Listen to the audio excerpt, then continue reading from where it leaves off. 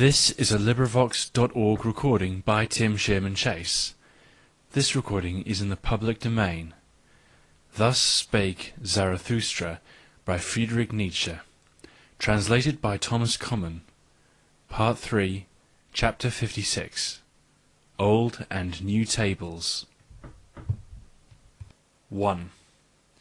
Here do I sit and wait.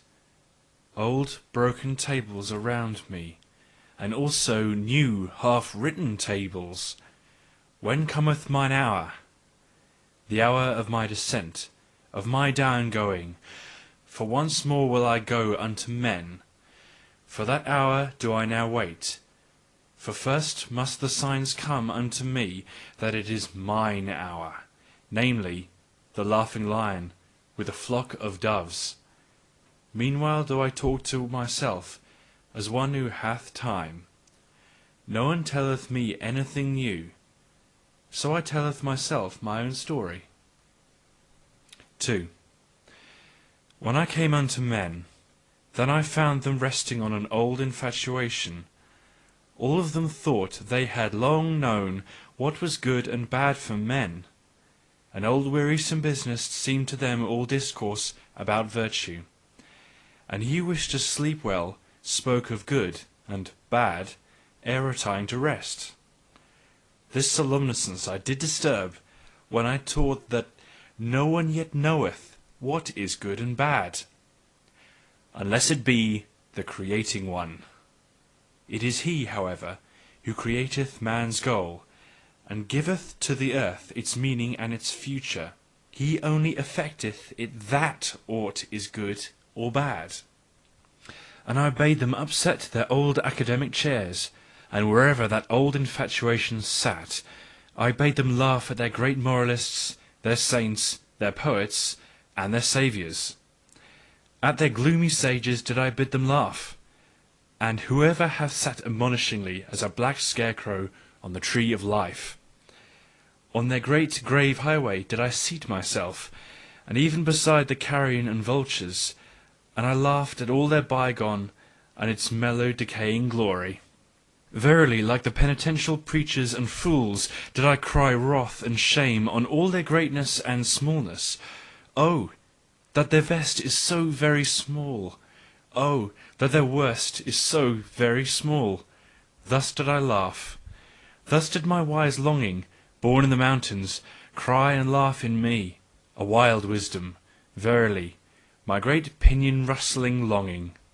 And oft did it carry me off, and up, and away, and in the midst of laughter, then flew I quivering like an arrow, with sun-intoxicated rapture, out into distant futures, which no dream hath yet seen into warmer souls than ever sculptor conceived, where gods in their dancing are ashamed of all clothes, that I may speak in parables, and halt and stammer, like the poets, and verily I am ashamed that I have still to be a poet, where all becoming seem to me dancing of gods, and the wantoning of gods, and the world unloosed and unbridled, and fleeing back to itself, as an eternal self-fleeing and re-seeking of one another of many gods, as the blessing of self-contradiction, recommuting and refraternizing of one another of many gods, where all time seemed to me a blessed mockery of moments, where necessity of freedom itself, which played happily with the goad of freedom, where I also found again my old devil and arch-enemy, the spirit of gravity, and all that it created, constraint, law, necessity and consequence, and purpose, and will, and good, and evil. For must there not be that which is danced over, danced beyond? Must there not, for the sake of the nimble, the nimblest, be moles and clumsy dwarfs? 3. There was it also where I picked up from the path the word Superman, and that man is something that must be surpassed, that man is a bridge and not a goal, rejoicing over his noontides and evenings as advances to new rosy dawns. the Zarathustra word of the great noontide, and whatever else I have hung up over men like purple evening afterglows, verily also new stars did I make them see, along with new nights, and over cloud and day and night did I spread out laughter like gay-coloured canopy. I taught them that all my poetization and aspiration, to compose and to collect into unity what is fragment in men, and riddle and fearful chance.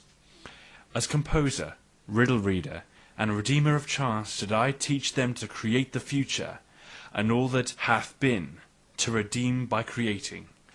The past of men to redeem, and every it was, to transform, until the will saith, but so did I will it, so shall I will it. This did I call redemption, this alone taught I them to call redemption. Now do I await my redemption, that I may go down unto them for the last time. For once more will I go unto men, amongst them will my sun set, in my dying I will give them my choicest gift. From the sun did I learn this, when it goeth down, the exuberant one, gold doth it then pour into the sea, out of inexhaustible riches, so that the poorest fisherman roweth even with golden oars. For this did I once see, and did not tire of weeping in beholding it. Like the sun will also Zarathustra go down. Now sitting he here and waiteth. Old broken tables around him, and also new tables, half written. 4. Behold, here is a new table. But where are my brethren who will carry it with me to the valley, and into the hearts of flesh? Thus demandeth my great love to the remotest ones. Be not considerate of thy neighbour. Man is something that must be surpassed. There are many diverse ways and modes of surpassing. See thou thereto. But only a buffoon thinketh, man can also be overleapt.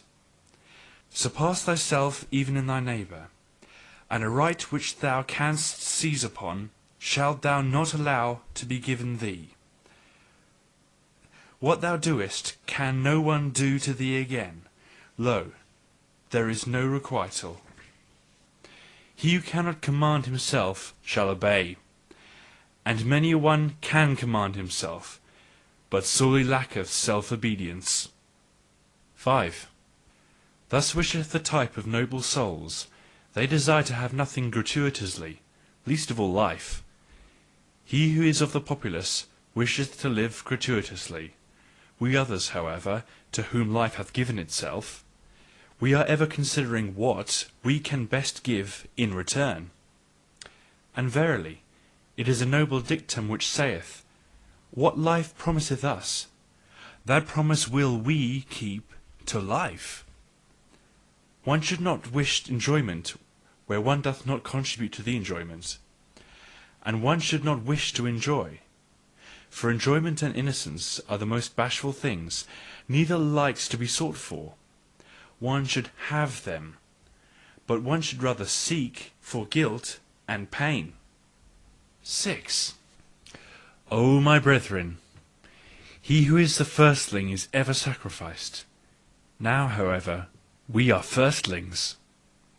We all bleed on secret sacrificial altars. We all burn and broil in honour of ancient idols.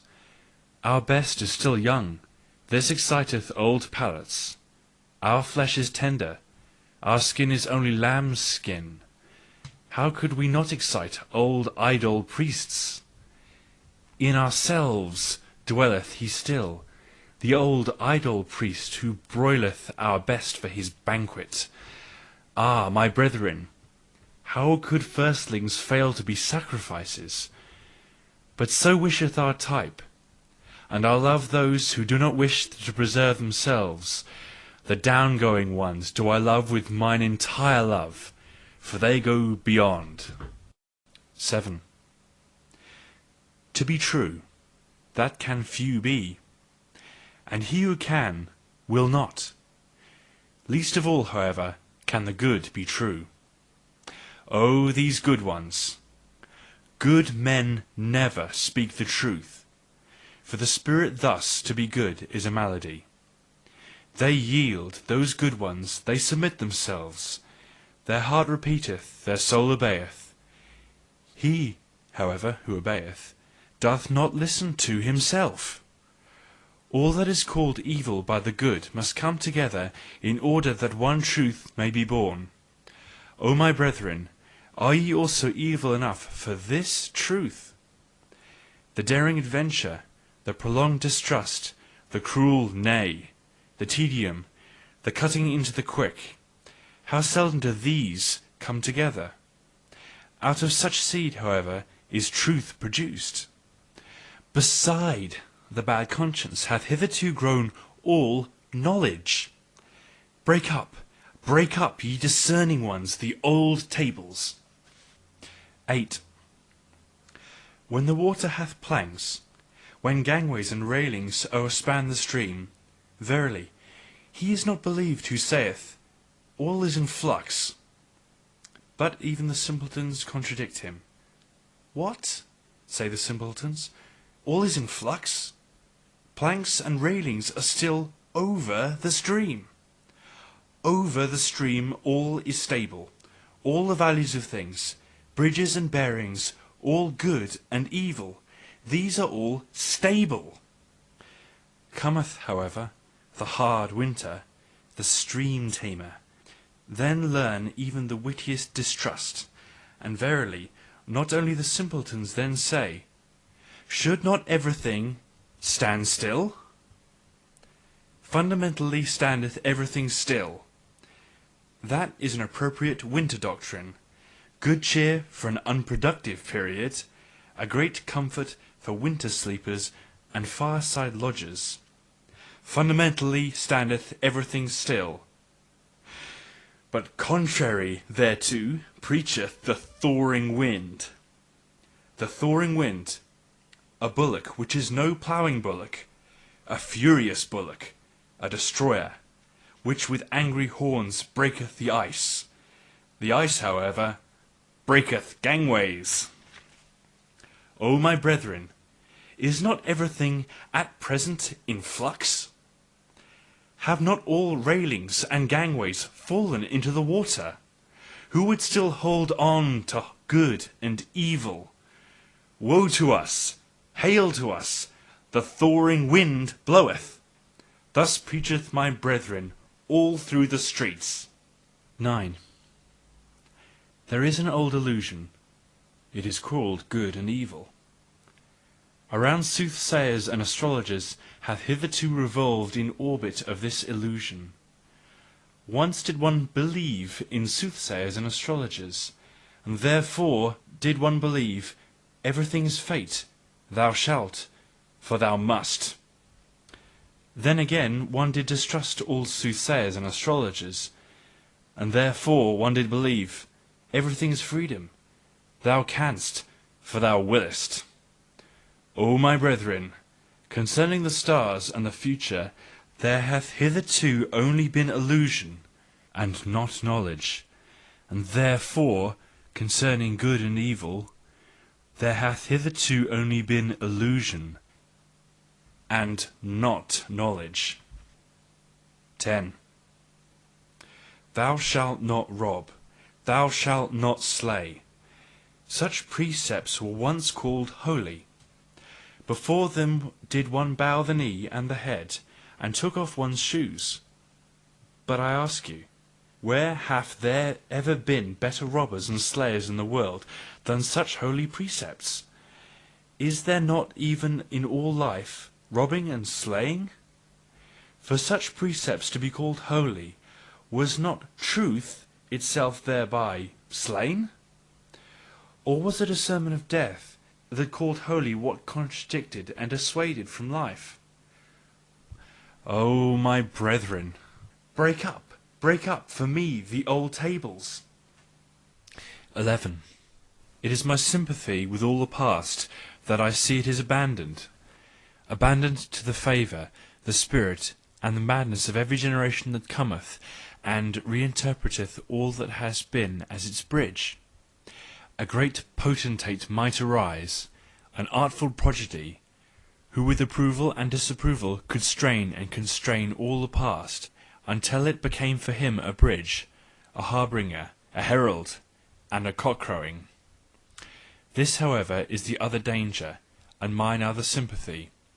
He who is of the populace, his thoughts go ever back to his grandfather, and with his grandfather, however, doth time cease. Thus is all the past abandoned.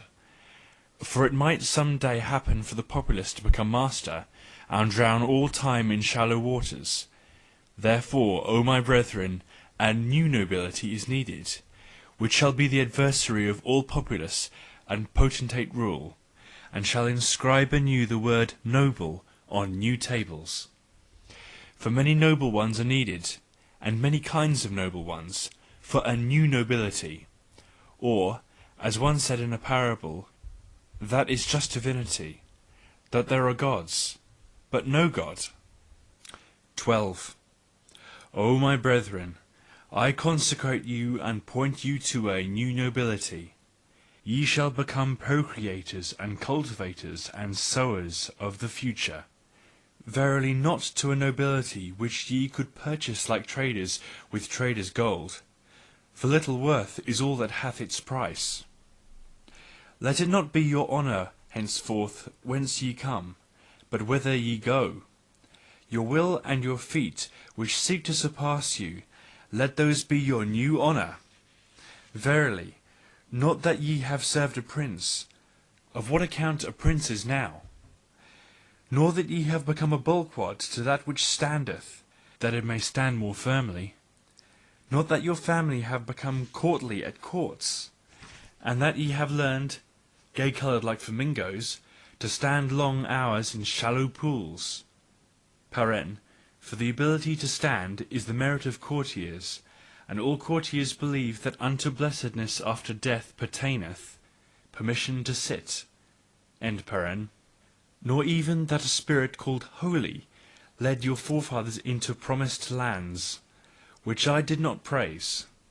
For where the worst of all trees grew, the cross, in the land where there is nothing to praise. And verily, wherever this Holy Spirit led its knights, always in such campaigns did goats and geese, and wry-heads, and guy-heads run foremost.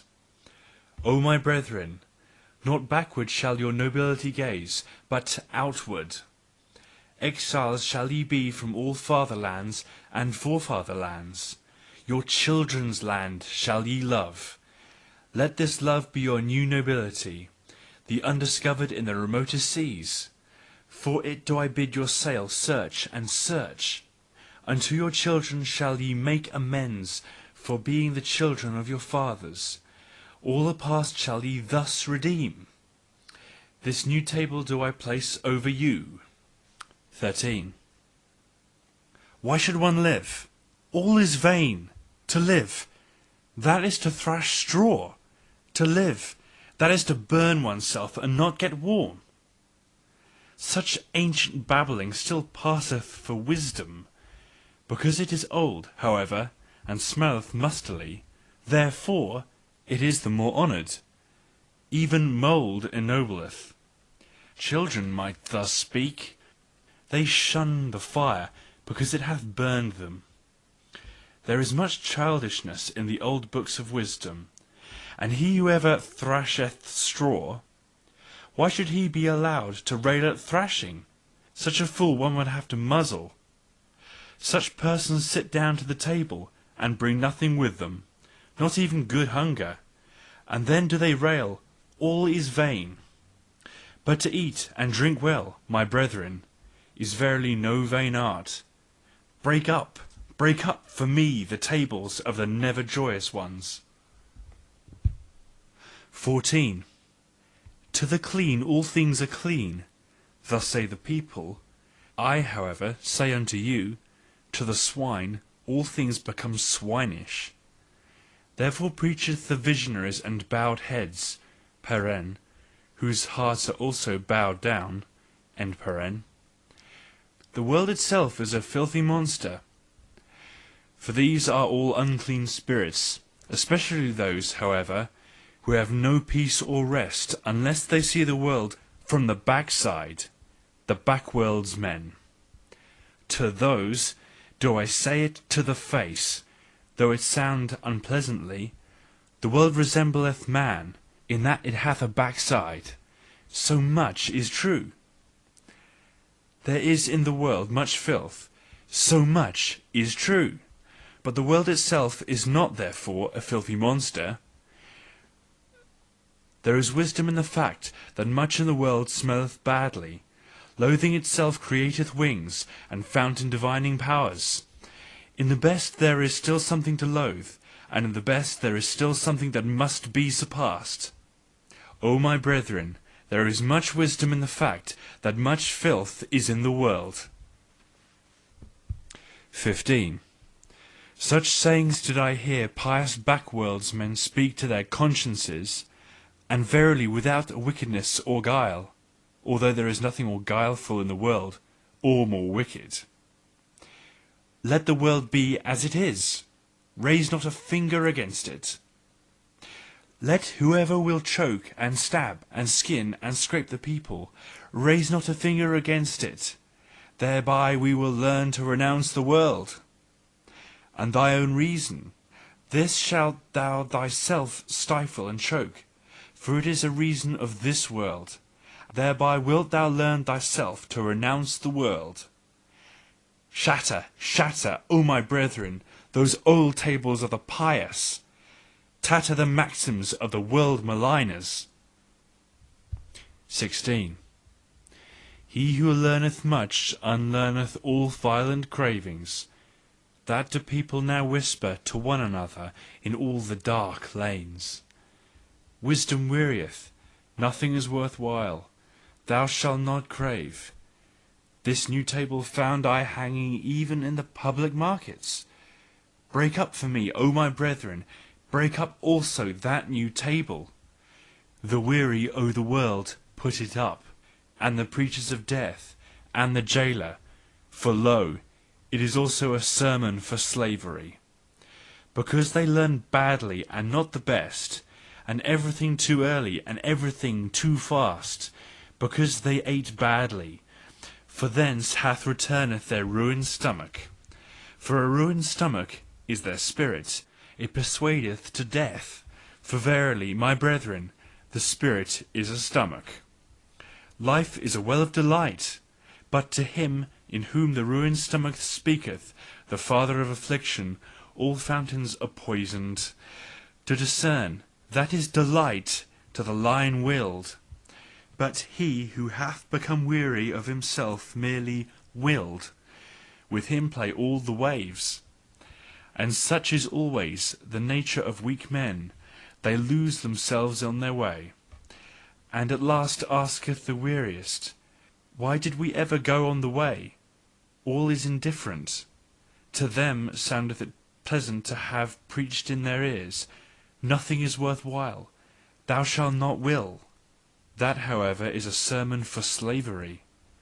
O my brethren, a fresh blustering wind cometh the Zarathustra unto all way-weary ones. Many noses will he yet make sneeze. Even through walls bloweth my free breath, and into prisons and imprisoned spirits.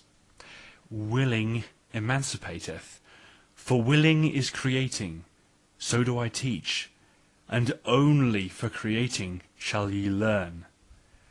And also learning shall ye learn only from me, the learning well. He who hath ears, let him hear. 17. There standeth the boat, thither it go over, perhaps into a vast nothingness. But who willeth enter into this perhaps? None of you want to enter into the death boat. How should ye then be world-weary ones? World-weary ones, and have not even withdrawn from the earth. Eager did I find you for the earth, amorous still for your own world-weariness. Not in vain doth your lip hang down, a small worldly wish still sit thereon, and in your eye. Floateth there not a cloudlet of unforgotten earthly bliss? There are on earth many good inventions, some useful, some pleasant: for their sake is the earth to be loved.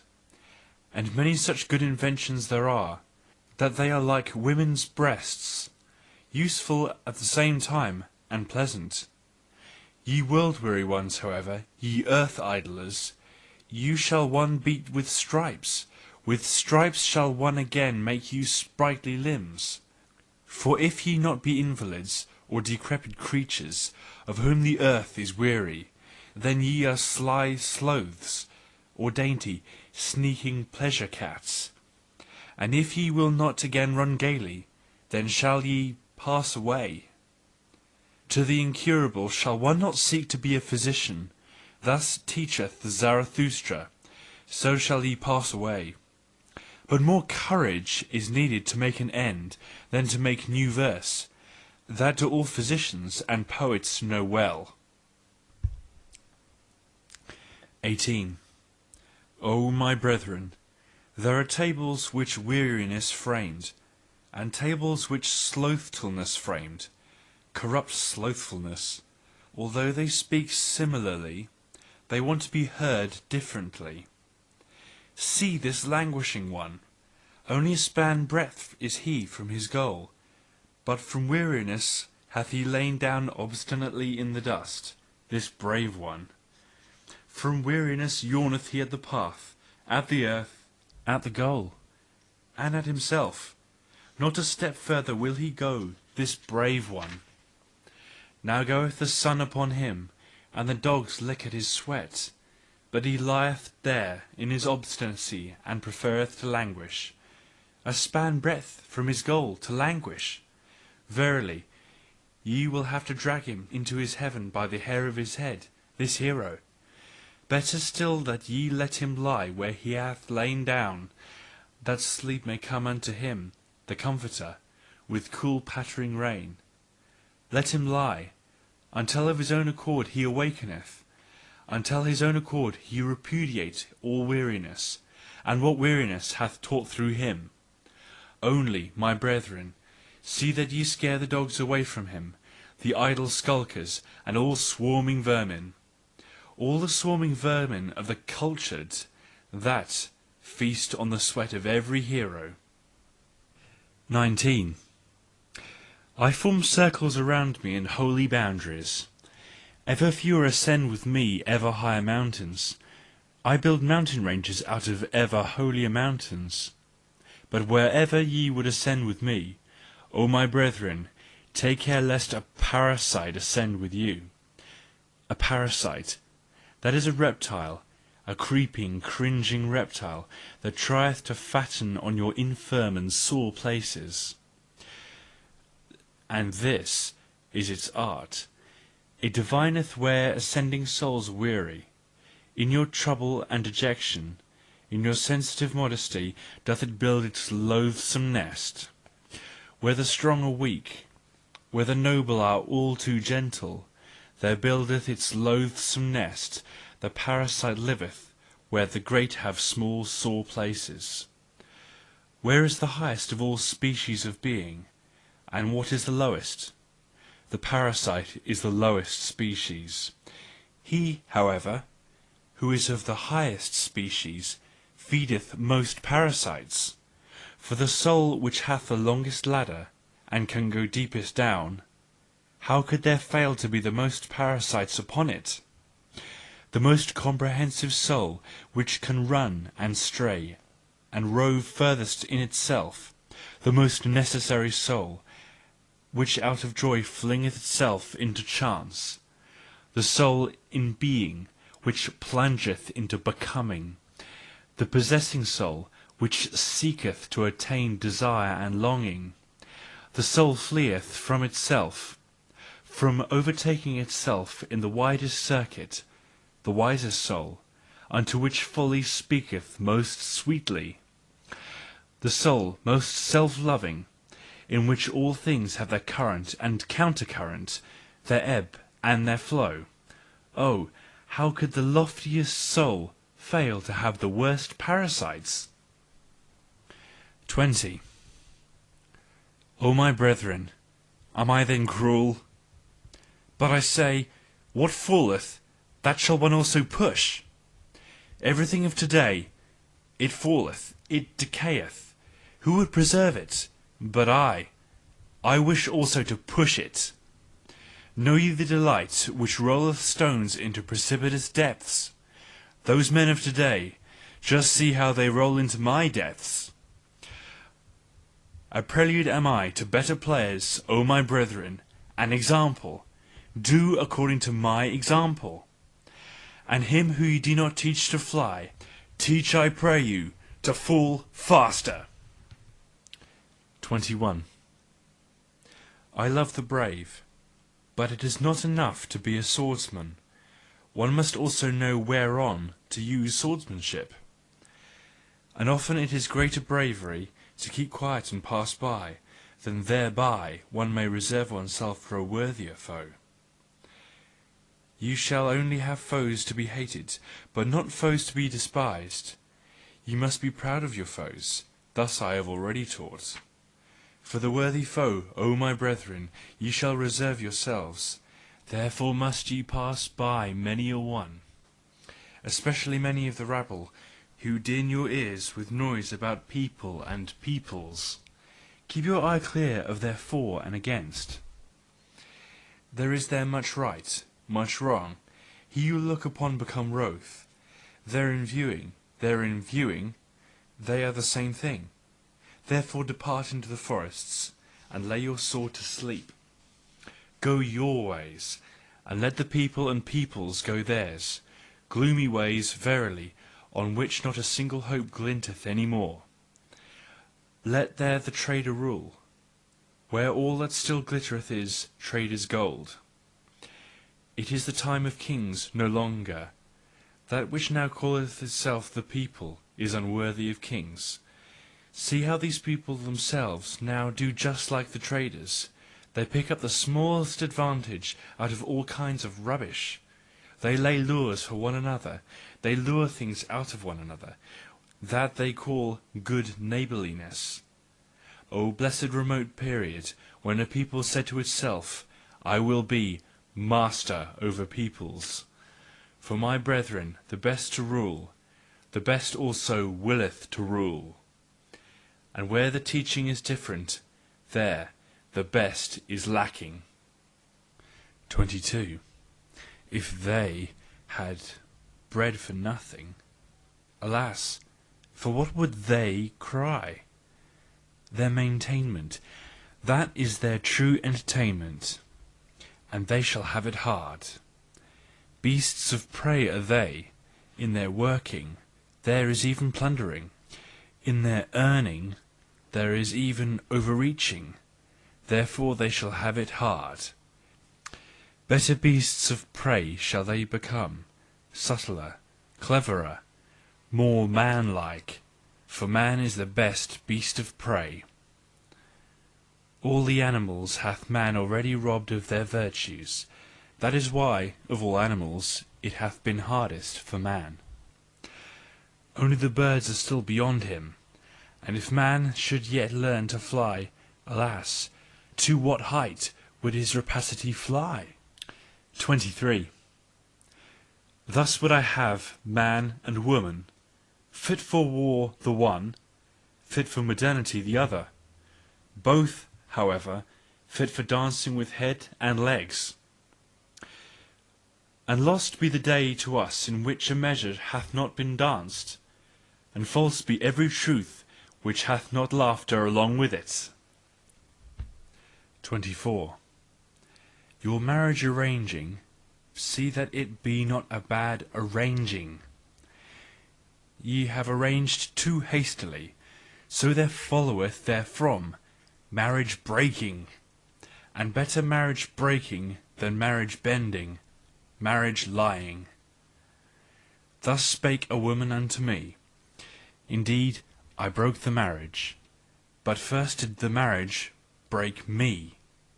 The badly paired found I ever the most vengeful. They make every one suffer for it, that they no longer run singly. On that account I want the honest ones to say to one another, we love each other. Let us see to it that we maintain our love. Or shall our pledging be blundering? Give us a set term and a small marriage, that we may see if we are fit for the great marriage. It is a great matter always to be twain. Thus do I counsel all the honest ones. And what would be my love to the Superman, and all that is to come, if I should counsel and speak otherwise? Not only to propagate yourselves onwards, but upwards. Thereto, O my brethren, may the garden of marriage help you. 25. He who hath grown wise concerning old origins, lo, he will at last seek after the fountains of the future and new origins. O my brethren, not long will it be until new peoples shall arise, and new fountains shall rush down into new depths. For the earthquake, it choketh up many wells, it causeth much languishing, but it bringeth also to new light inner powers and secrets. The earthquake discovereth new fountains. In the earthquake of old peoples new fountains burst forth. And whoever calleth out, Lo, here is a well for many thirsty ones, one heart for many longing ones, one will for many instruments, around him collecteth a people, that is to say, many attempting ones. Who can command? Who must obey? That is there attempted. Ah, with what long seeking and solving, and failing and learning and re-attempting! Human society, it is an attempt, so I teach, a long seeking. It seeketh, however, the ruler. An attempt, my brethren, and no contract. Destroy, I pray you, destroy that word of the soft-hearted and the half and half. 26. O my brethren, with whom lieth the greatest danger to the whole of human future? Is it not with the good and just? And those who say and feel in their hearts, we already know what is good and just, we possess it also. Woe to those who still seek it thereafter. And whatever harm the wicked may do, the harm of the good is the harmfulest harm. And whatever harm the world maligners may do, the harm of the good is the harmfulest harm. O my brethren, into the hearts of the good and just looked someone once on a time, who said, They are the Pharisees. But people did not understand him. The good and just themselves were not free to understand him. Their spirit was imprisoned in their good conscience. Their stupidity of the good is unfathomably wise. It is the truth, however, that the good must be Pharisees. They have no choice. The good must crucify him who deviseth his own virtue. That is the truth. The second one, however, who discovereth their country, the country, heart, and soul of the good and just, it is he who asked, Whom do they hate most? The Creator hate they most. Him who breaketh the tables and old values, the breaker. Him they call the lawbreaker. For the good, they cannot create. They are always the beginning of the end. They crucify him who writeth new values on new tables. They crucify unto themselves the future. They crucify the whole human future. The good, they have always been the beginning of the end. 27. O my brethren, have ye also understood this word, and what I once said of the last man? With whom lieth the greatest danger to the whole human future? Is it not with the good and just? Break up, I pray you, the good and just. O my brethren, have ye understood also this word? 28. Ye flee from me, ye are frightened? Ye tremble at this word? O my brethren, when I enjoined you to break up the good, and the tables of the good, then only did I embark man on his high seas, and now only cometh unto him the great terror, the great outlook, the great sickness, the great nausea, the great seasickness. False shores and false securities did the good teach you. In the lies of the good were ye born and bred. Everything hath been radically contorted and distorted by the good. But he who discovereth the country of man, discovered also the country of man's future. Now shall ye be sailors for me, brave, patient. Keep yourselves up betimes, my brethren. Learn to keep yourselves up. The sea stormeth. Many seek to raise themselves against you. The sea stormeth. All is in the sea. Well, cheer up, ye old seaman hearts! What of the fatherland? Thither striveth our helm, where our children's land is. Thitherwards, stormier than the sea, stormeth our great longing. 29. Why so hard? Said to the diamond one day the charcoal. Are we then not near relatives? Why so soft, O my brethren? Thus do I ask you. Are you not my brethren? Why so soft, so submissive, and yielding? Why is there so much negation and abnegation in your hearts? Why is there so little fate in your looks? And if ye will not be fates and inexorable ones, how can ye one day conquer with me? And if your hardness will not glance and cut and chip to pieces, how can ye one day create with me? For the creators are hard, and blessedness must it seem to you to press your hand upon millenniums as upon wax. Blessedness to write upon the will of millenniums as upon brass, harder than brass, nobler than brass. Entirely hard is only the noblest. This new table, O my brethren, are put over you.